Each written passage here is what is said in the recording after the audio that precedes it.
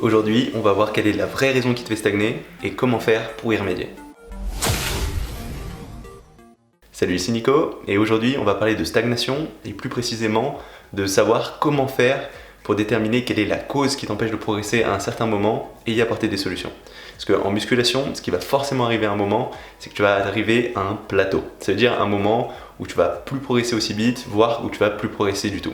Et ça, c'est normal, parce que le principe de la musculation en soi, c'est de soumettre ton corps à un stimulus, ton entraînement, et de le pousser à s'adapter pour qu'il continue à construire de la force, pour qu'il continue à construire du muscle.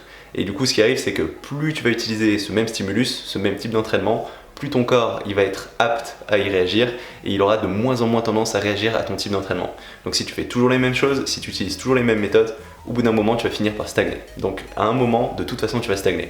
Par contre, ce que j'observe aussi, c'est qu'il y a beaucoup de pratiquants qui vont stagner avant même d'avoir réussi à vraiment avoir de progression.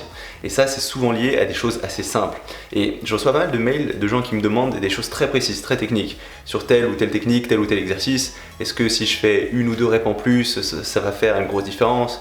Est-ce que si jamais j'utilise des supersets ou des drop sets ici, ça m'aidera à apprendre? Et souvent, en fait, le problème, il est beaucoup plus simple que ça. Et c'est pas dans les détails que ça se passe. C'est pas dans les petites choses techniques que tu vas vraiment jouer cette capacité à progresser ou le fait que tu vas stagner.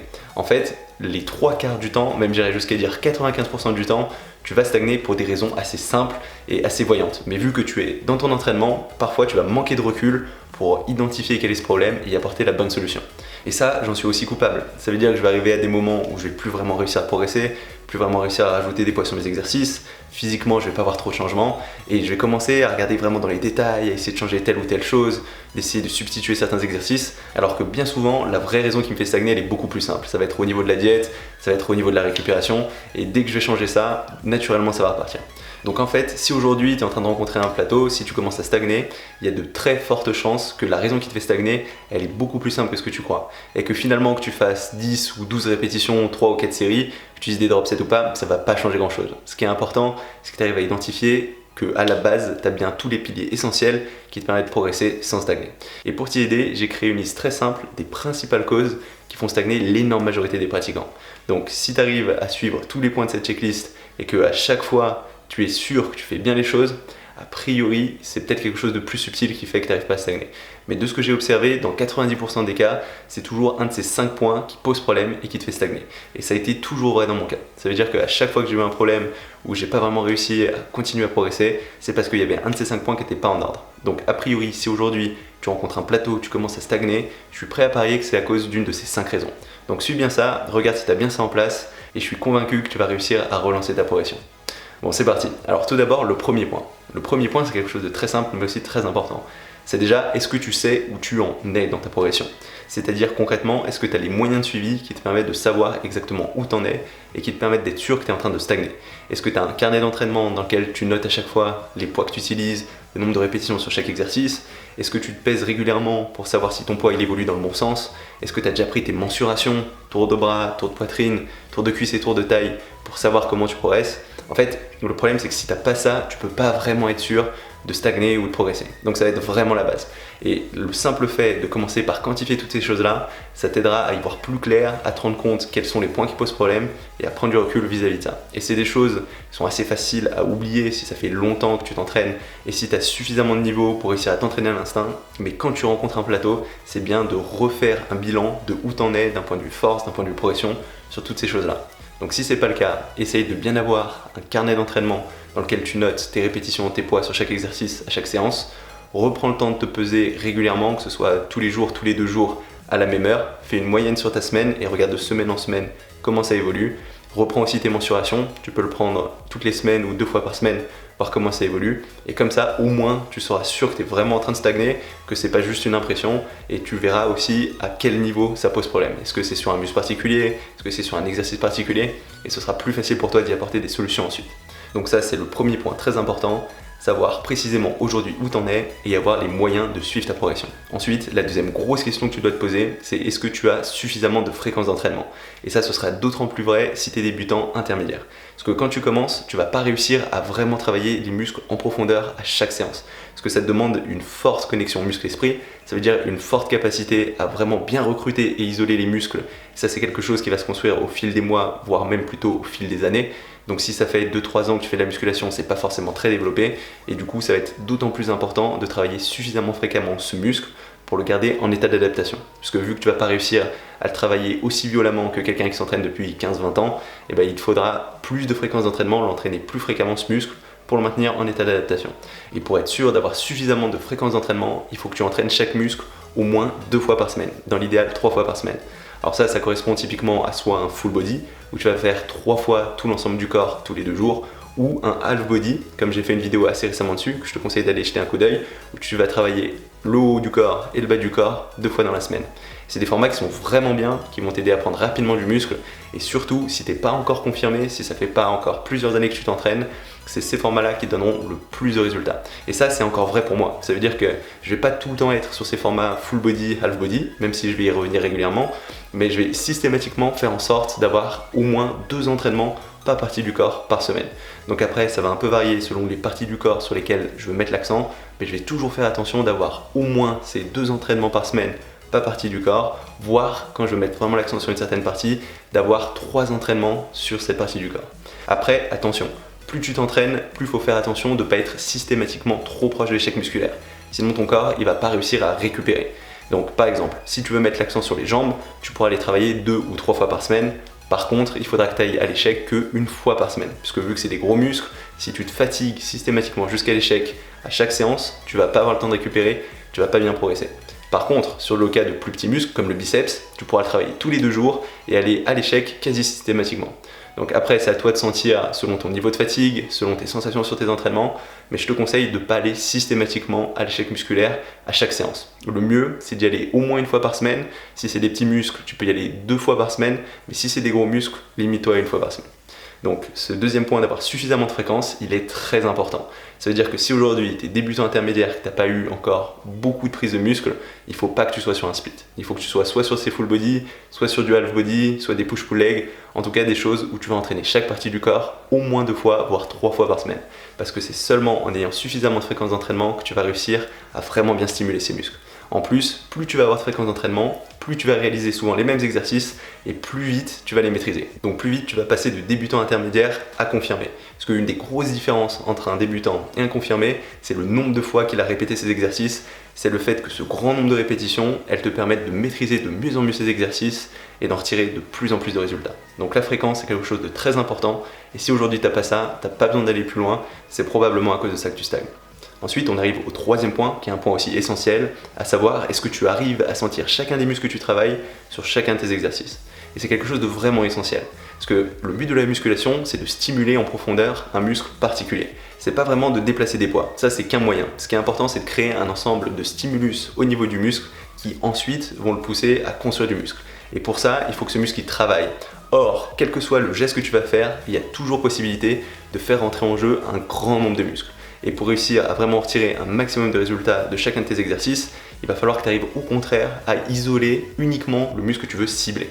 Donc par exemple, si tu fais un curl à la barre et que tu as tendance à te pencher d'avant en arrière, le gros du travail, ça va être tes lombaires et ça va pas être tes biceps. Et même si tu arrives à rapprocher tes insertions et ton biceps il va avoir un peu de travail, ce sera pas suffisant pour le stimuler. Donc c'est vraiment important que tu arrives à sentir ce muscle parce que ça va être le signe que tu arrives à vraiment isoler ce muscle et à pas faire entrer d'autres choses en jeu. Donc sentir le muscle, c'est l'assurance que tu es bien en train de stimuler le bon muscle. Alors est-ce que c'est obligatoire de toujours sentir le muscle pour réussir à progresser ? Non, dans certains cas, tu vas pouvoir réussir à progresser sans vraiment sentir. Surtout si tu as du talent génétiquement, tu pourras peut-être juste mettre lourd, faire de gros exercices et tu arriveras à apprendre. Mais pour la plupart des personnes, c'est pas aussi simple. Et cette exigence de toujours sentir ce muscle, elle te permettra d'être sûr que ce que tu fais, ça fonctionne. Donc est-ce que c'est obligatoire pour réussir à prendre du muscle ? Non. Par contre, est-ce que ça va t'aider à prendre du muscle plus rapidement ? Ça te permettra d'être sûr que tu stagnes pas à cause de ça ? Oui. Et même de ce que j'ai observé, la grande majorité des personnes très avancées qui vont utiliser des poids très lourds en explosif, elles vont quand même réussir à sentir les muscles qu'elles travaillent sur chacun de ces exercices. Parce que c'est en ayant répété ces exercices plus légers, en se concentrant sur la contraction, qu'ils réussissent naturellement à retrouver cette sensation, même avec des poids plus lourds. Donc réussir à sentir le muscle que tu travailles sur chacun de ces exercices, ce sera une garantie qui t'assurera que tu stimules efficacement ces muscles. Et pour faire ça, il faut tout simplement que tu n'utilises pas trop de poids trop vite, que tu commences en faisant bien attention à te positionner correctement, donc déjà que tu sois au courant de comment réaliser correctement chacun de ces exercices, donc c'est important que tu t'informes, et ensuite que tu contrôles toutes les phases du geste, que ce soit de la phase de contraction, la phase d'étirement, pour réussir à toujours sentir ce muscle. Et je peux t'assurer que ça va faire une grosse différence. Et c'est même très souvent le déclic qui permet à beaucoup de pratiquants intermédiaires de passer d'un niveau moyen à un niveau plus avancé. Donc d'emblée, fais les choses correctement, ça te permettra de ne pas stagner, de progresser plus vite. Donc fais en sorte de sentir le muscle que tu travailles sur chacun de tes exercices.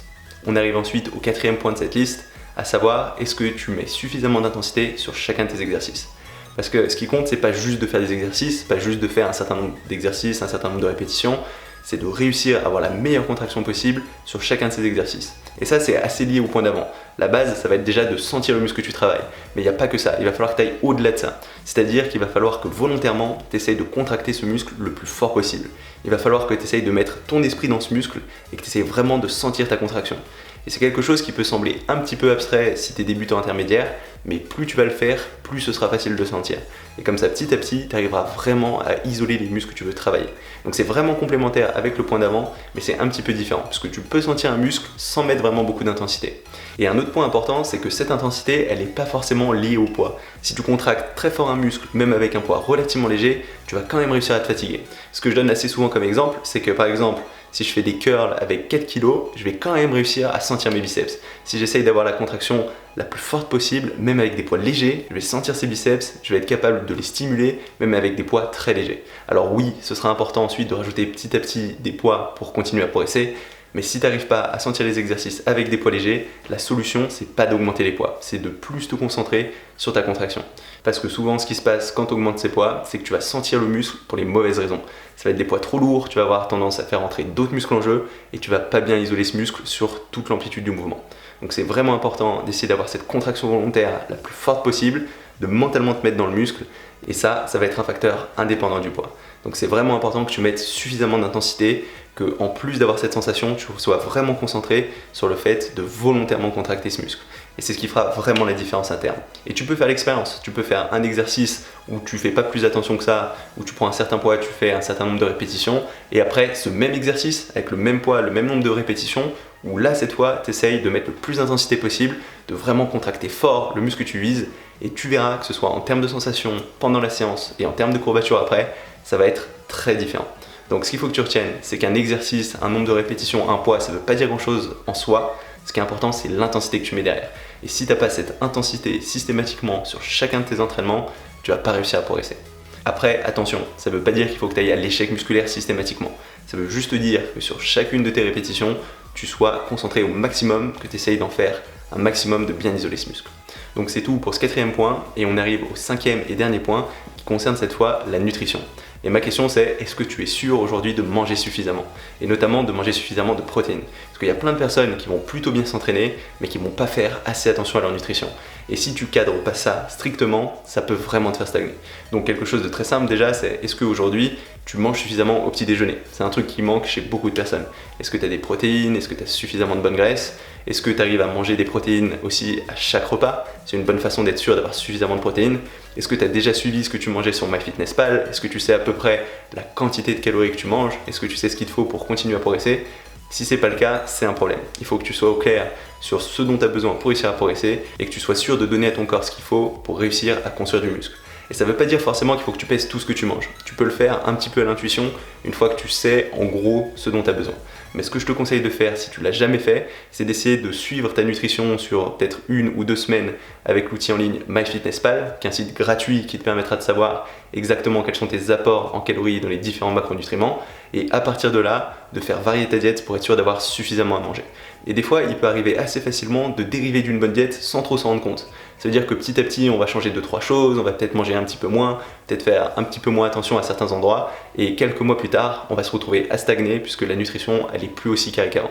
Donc sois sûr de manger suffisamment, et pour ça, il faut que tu sois à peu près au clair sur ce que tu as besoin chaque jour. Donc si tu l'as encore jamais fait, je te conseille vraiment d'utiliser cet outil MyFitnessPal. Et a priori, si tu as ces 5 points corrects, il y a peu de chances que tu sois en train de stagner. Et encore une fois, c'est quelque chose que j'ai observé plein de fois, que ce soit sur moi ou sur les personnes que j'ai coachées. En général, les raisons qui te font stagner, elles sont beaucoup moins subtiles que ce que tu es en train de rechercher. C'est rarement des petits détails techniques qui vont te faire stagner. C'est souvent une de ces 5 grosses raisons qui vont faire que petit à petit, tu vas pas réussir à progresser.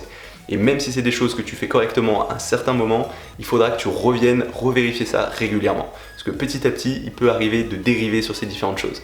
Ça veut dire que tu as beau avoir un bon entraînement, une bonne nutrition aujourd'hui, si tu fais pas attention et que petit à petit tu perds en discipline sur ces différentes choses, tu peux te retrouver à stagner. Donc c'est important d'y jeter un coup d'œil régulièrement et d'être au clair sur le fait qu'il n'y a pas une de ces 5 grosses raisons qui te font stagner. Donc voilà, ça va être tout pour la vidéo d'aujourd'hui. Si jamais elle t'a plu, n'hésite pas à mettre un petit commentaire. Tu peux aussi mettre un petit pouce bleu. Si t'es pas encore inscrit à ma chaîne YouTube, n'hésite pas à le faire maintenant. Comme ça, tu sauras quand je sors de nouvelles vidéos. Je sors toutes les semaines. Et du coup, on se retrouve très rapidement pour une nouvelle vidéo. Salut!